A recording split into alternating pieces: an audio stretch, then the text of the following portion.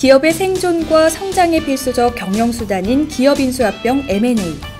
하지만 도입 초기에는 기업 사냥과 경영권 탈취 수단 등 부정적인 이미지가 컸는데요. 현재는 경기 침체로 인한 위기를 극복하고 활로를 모색하는 방편으로 많은 기업들이 적극적으로 활용하고 있는 기업 성장 전략 중 하나입니다. 전문 변호사를 만나다 윤지혜 리포터입니다. 기업을 경영한다는 것은 수많은 고비를 어떻게 효율적으로 극복하느냐에 달려있기도 합니다. 많은 기업들은 M&A에 있어 최소한의 피해와 최대한의 효과를 거두고 싶어 하는데요. 오늘은 법무법인 한결의 안식 변호사님을 뵙고 도움 말씀 들어봅니다.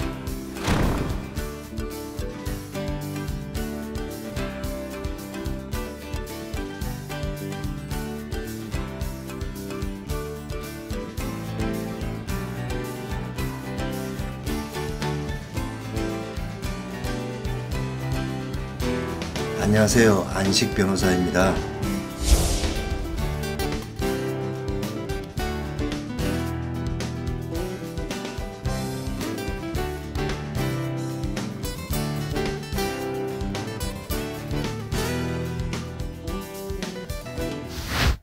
안식 변호사님 모셨습니다. 안녕하세요. 안녕하세요.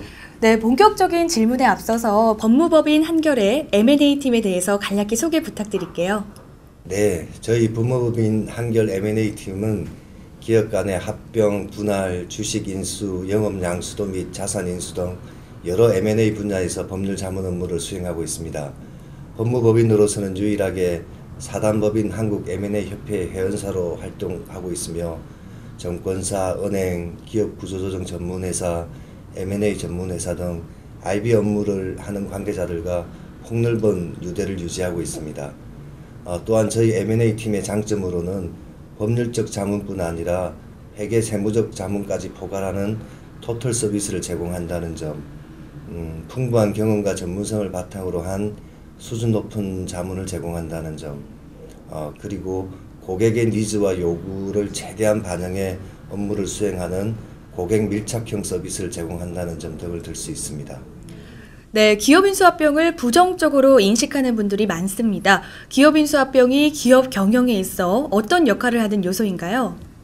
네, 과거에는 기업인수합병 즉 M&A에 대해서 기업 사냥, 경영권 탈취 등과 같은 부정적 시각이 많았으며 막연한 불안감을 갖는 경우가 대부분이었는데요. 지금은 M&A가 구조조정과 더불어 기업의 생존과 성장을 위한 필수적인 경영수단이라는 인식이 자리를 잡아가고 있습니다. 요즘과 같이 급속히 변화하는 세상에서 내부적 성장 전략만으로는 기업이 경쟁력을 유지 강화하기란 어렵습니다. 외부적 성장 전략으로서 M&A에 대한 고려가 필요한 이유도 여기에 있습니다. 또한 투자자들의 입장에서 보면 M&A는 유력한 엑시트 수단입니다. 즉 투자금 회수 수단이란 의미입니다.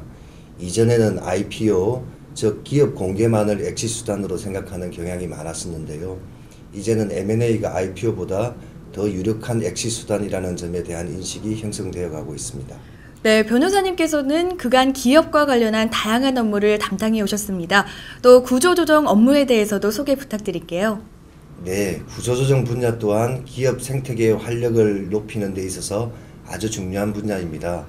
프리워크아웃, 워크아웃, 기업 회생제도 등을 적극적으로 활용하여 위기를 극복하고 새로운 활로를 모색하는 것이 중요하다고 생각합니다. 많은 기업가들이 이러한 구조조정 방안들을 잘 알지 못해 회사 사정이 최악이 될 때까지 버티다가 실기하는 것을 보면 안타까운 생각이 들 때가 한두 번이 아닙니다. 네, M&A를 행한다고 해서 반드시 규모의 경제가 실현되고 또 기업의 경쟁력이 제고되는 것이 아니라고 들었습니다. 그 이유가 무엇인가요? 네, M&A 무용론 못지않게 유의해야 할 것이 M&A 만능론이라고 할 것입니다. M&A 전략도 여러 가지 유형이 있습니다. 예를 들어 수평적 확장형, 경쟁 역량 보강형, 신사업 진출형 등과 같은 여러 유형이 있습니다. 자기 기업의 성장 전략에 적합한 M&A 전략을 설정하는 것이 중요하지 막연하게 덩치만 키우는 식의 M&A는 위험할 수 있습니다. 요즘 문제가 되는 성자의 저주라는 것도 이러한 M&A의 위험성을 보여주는 말입니다. 적합한 전략에 입각해서 접근하지 않으면 대상 기업에 대한 기업 가치 평가의 객관화가 어려워져서 오버밸류에이션, 즉 과대평가를 하는 문제가 발생할 수 있고요. 인수 후의 통합 작업, 즉 PMI도 일관성 있게 진행되지 못하는 문제가 발생할 수 있습니다. 네, 그렇다면 M&A를 실제로 추진하는 실행 단계에서의 중요한 포인트는 무엇인가요? 네, 실제로 M&A를 추진하는 실행 단계에서 중요한 포인트는 CEO의 전략과 리더십, 안정적인 M&A 추진 조직, 체계적인 실사와 가치 평가라고 생각합니다. 자기 기업의 성장 전략의 관점에서 왜 M&A를 하고자 하는지, 어떠한 M&A를 하고자 하는지에 대한 명확한 전략과 비전을 가지고 이 절차를 이끌어가는 CEO의 전략과 리더십의 중요성은 여러 말이 필요하지 않을 것입니다. 두 번째로 중요한 것이 안정적인 M&A 추진 조직입니다. M&A의 내용과 복잡성의 정도, 기업 규모와 성격에 따라 다르겠지만 전문성과 지속성을 갖춘 안정적인 M&A 추진 조직은 실행 단계에서 매우 중요한 역할을 합니다. 회사의 내부 역량만으로 부족한 경우에는 경험이 풍부한 전문가의 도움을 받는 것도 좋을 것입니다. 세 번째로는 체계적인 실사와 가치 평가라고 생각합니다.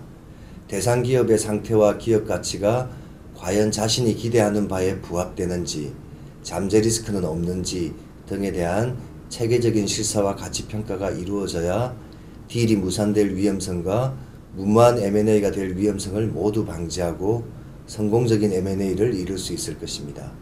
실사는 비즈니스적 실사뿐만 아니라 법률 실사, 재무 실사 등이 종합적이고 체계적으로 판단되어야 할 것입니다.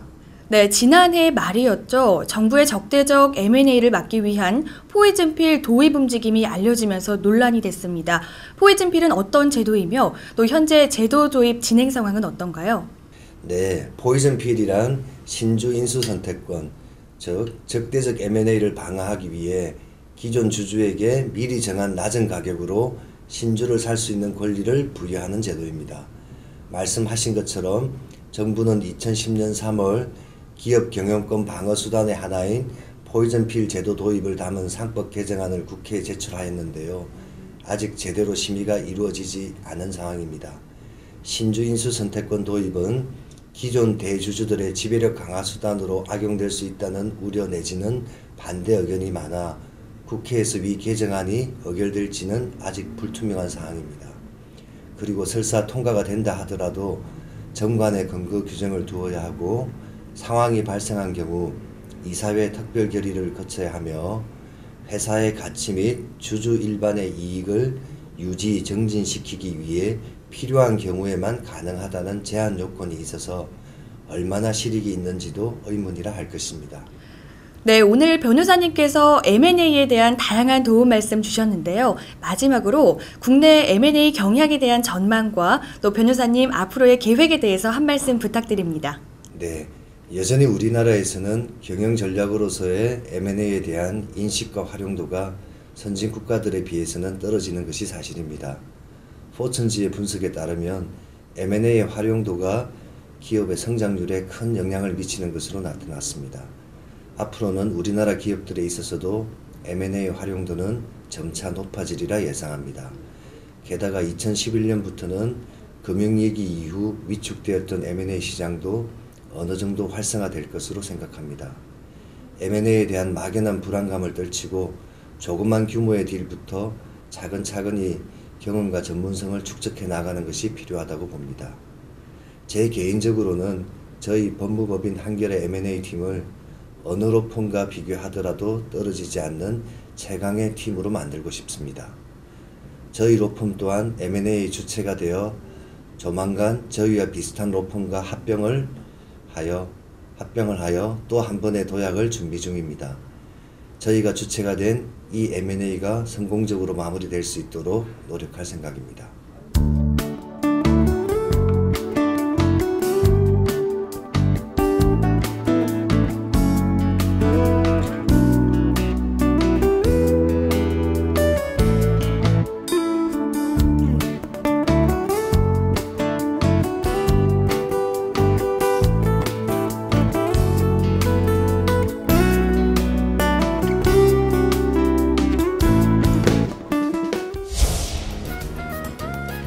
오늘은 법무법인 한결의 안식 변호사님을 뵙고 도움 말씀 들어봤는데요.